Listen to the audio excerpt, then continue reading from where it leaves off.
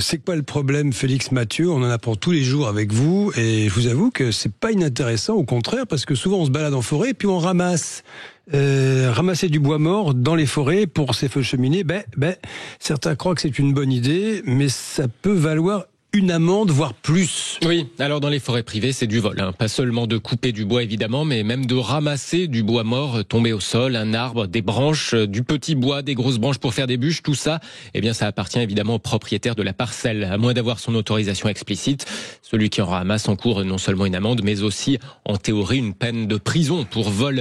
Mais ce qu'on sait peut-être moins, c'est que c'est la même chose, en fait, dans les forêts publiques. Ce bois mort est géré par l'ONF, l'Office national des forêts, et c'est pas du bois de chauffage. Si vous êtes pris à vous servir, vous risquez une amende. Ça peut monter jusqu'à 1 500 €. La seule exception, c'est dans les communes qui pratiquent ce qu'on appelle l'affouage, une très vieille pratique qui date du Moyen-Âge et qui permet à des habitants de prélever du bois s'ils ont l'autorisation de la mairie. Avant, c'était avec l'autorisation du seigneur. Maintenant, c'est avec l'autorisation de la mairie.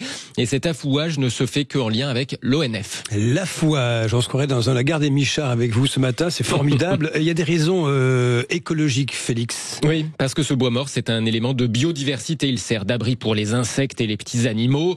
En se décomposant, il va enrichir les sols en minéraux, permettre à des champignons, des plantes comme le lichen de se développer. Et puis enfin, ça fait un peu du relief, de la vie dans les sols pour retenir l'humidité, éviter potentiellement, par exemple, des inondations. Merci Félix et bonjour à vous, Régine Touffet.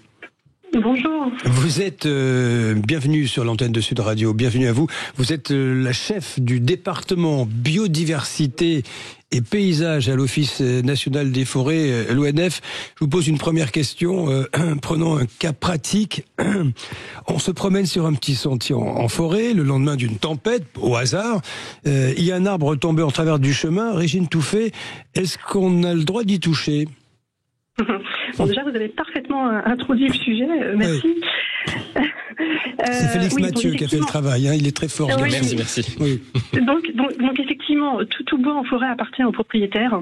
Ça, c'est un vieil article du Code civil. Et donc en forêt publique, soit le propriétaire et la commune, soit quand vous êtes en forêt domaniale, c'est du domaine privé de l'État, et donc c'est l'État, et donc c'est représenté par l'ONF. Et donc non, en fait, sans autorisation, ça constitue une infraction. J'en profite pour rappeler qu'après une tempête, attention, ne vous promenez non plus pas trop en forêt, c'est dangereux. Il peut y avoir des arbres encore encroués, des arbres qui peuvent tomber, donc prudence. Et effectivement, en fait, tout ce bois, le bois mort, on peut distinguer du bois mort au sol, on peut distinguer du bois mort sur pied. Il faut savoir que dans nos règles de gestion, nous à l'ONF, on laisse, quand on passe en désignation des coupes, on laisse des arbres sous pied morts, parce qu'en fait, ces arbres ont beaucoup de cavités, ce sont des habitats pour de nombreux oiseaux, chauves-souris, insectes. Donc tout ça héberge beaucoup d'espèces. Et le bois mort au sol, c'est exactement la même chose. Il a un intérêt écologique très très grand. Certaines espèces s'en nourrissent, d'autres s'abritent. La salamandre, par exemple, elle peut s'abriter sous les petites branches mortes. Donc voilà, c'est vraiment un habitat essentiel dans le fonctionnement des forêts. Par ailleurs, en fait, on n'y pense pas spontanément, mais le bois mort en fait constitue un réservoir d'eau pour nos forêts. Le bois en décomposition en fait emmagasine de l'eau, et donc ça contribue à humidifier l'humus, et donc par conséquent c'est bien pour les arbres qui peuvent se développer avec une quantité d'eau suffisante. Et puis effectivement ça contribue à la santé du sol en se décomposant grâce à des insectes, par exemple les coléoptères saproxyliques, un tas d'insectes, un tas de champignons aussi qui dégradent cette matière organique. Et ça contribue à alimenter le sol en éléments minéraux, et donc à la vitalité des forêts. Et puis par ailleurs, le bois mort au sol aussi, il a une fonction de protection aussi des jeunes pousses de nos petits semis là, qui se développent, de là-dedans des ongulés, des cerfs, des chevreuils qui sont un peu gênés pour accéder en fait à cette régénération naturelle, et donc ça les protège. Donc pas touche, on a bien compris, pas touche. Félix Mathieu vous pose une question. Alors quelles sont les conditions de cette pratique, l'affouage, pour les communes qui le pratiquent, en tout cas pour être autorisées à prélever le bois? Si j'ai bien compris, c'est plutôt l'exception. Enfin, en tout cas, c'est pas une règle générale. L'ONF va transmettre aux mairies les quantités de bois maximales autorisées pour le prélèvement, c'est ça ? C'est ça, en fait, la fouage, c'est une pratique historique, et c'est très intéressant pour les habitants des communes. Tout ça est géré dans le cadre d'un plan de gestion de nos forêts, d'un document d'aménagement, et c'est-à-dire que tous les ans, on propose à la commune le passage en récolte de bois de telle ou telle parcelle, parce que c'est planifié dans l'aménagement, ça correspond bien à la production des forêts, il n'y a pas de souci en matière de gestion durable. Donc tous les ans ou tous les 2 ans, ça dépend 3 ans, ça dépend un peu des différentes forêts des collectivités, mais il y a un passage en coupe, et il y a une partie des arbres qui sont, dans notre jargon, on dit martelés, désignés pour la récolte de bois, pour faire du bois d'œuvre, mais il y a aussi une partie des arbres qui sont réservés aux habitants des communes. Et après, il y a un système de lots, d'allotissement qui est mis en place par la commune avec l'aide de l'ONF.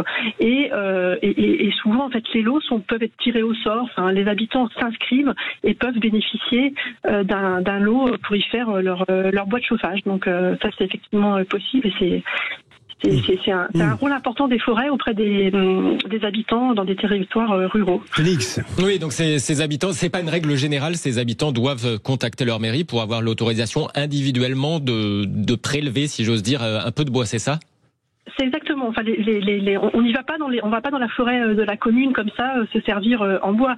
Non, c'est on a l'autorisation parce que ça dérange pas du tout à l'installation durable, et au contraire, ça contribue à.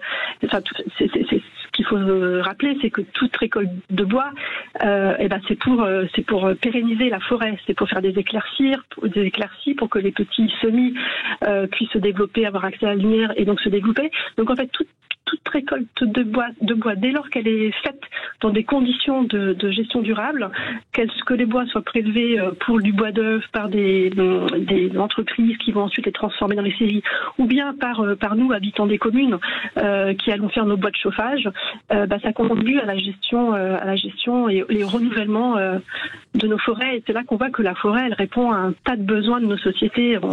On récolte du bois pour le bois d'œuvre, nos charpentes, nos tables, etc., mais aussi du bois de chauffage, et puis par ailleurs, on y accueille du public, et puis on y protège la biodiversité, comme on vient de l'illustrer avec le bois mort. Merci en tous les cas, Régine Touffet. J'ai envie de dire avec vous ce matin, vive la forêt, vive la biodiversité, et vive les belles balades en respectant évidemment les sites concernés. Vous êtes d'accord, Régine Touffet? Exactement, je partage. Et puis j'invite les auditeurs, s'ils le souhaitent, d'aller consulter notre site onf.fr, parce qu'il y a une ligne d'information sur la gestion des forêts, sur tous ces sujets liés à la biodiversité. On a aussi un site Instagram de l'ONF qui est formidable, avec des vidéos sur la biodiversité. Donc voilà, j'invite... ONF.fr, et puis sur Insta, on vous rejoint, on s'abonne chez vous. Merci Régine Touffet, chef de département. Avec plaisir. Super Bonne explication, journée. c'était passionnant. Chef du département biodiversité et paysage à l'ONF, l'Office national des forêts. Merci Félix Mathieu. Avec plaisir. Ramassez pas le bois, c'est interdit. C'est vous qui le dites en plus. Je vais bien m'en garder désormais. Allez,